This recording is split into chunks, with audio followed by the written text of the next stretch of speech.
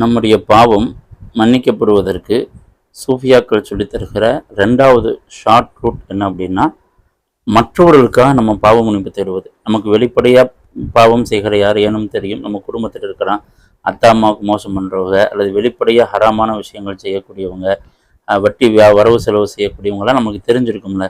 யாரெல்லாம் இன்னாரை மன்னித்து விடு, இன்னாருக்காக எப்படியாவது அவரை நீ பிழை பொறுக்க தேடு, அவருடைய பிள்ளைகளை பொறுத்து விடு அப்படின்னு நம்ம பிழை பொறுக்க தேடணும்னா நம்முடைய பாவங்கள் மன்னிக்கப்படும். எப்படின்னா ஸல்லல்லாஹு சொல்கிறாங்க, முஸ்லீம் ஷரீஃபில் இடம்பெற்றிருக்கிற ஹதீஸ், யார் ஒருவர் மறைவான தன்னுடைய சகோதரனுக்காக துவா செய்கிறாரோ அவருக்கு தலைக்கு மேலே ஒரு மலக்கு இருந்து இவருக்கும் அதே மாதிரி ஆகட்டும் அப்படின்னு சொல்லுவாராம். இப்போ மலக்குமாருடைய துவா அல்லாஹ் ஏற்றுக்கொள்வான்ல.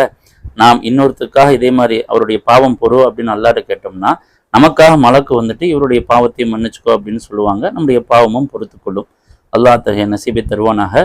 ஃபஸ்ட்டு சூஃபியாக்கள் சொல்கிற நம்முடைய பாவம் மன்னிக்கப்படுறதுக்கு முதல் ஷார்ட்கட் முன்பு ஒரு வீடியோவில் சொல்லியிருக்கிறோம், அதையும் பாருங்கள். அஸ்ஸலாமு அலைக்கும்.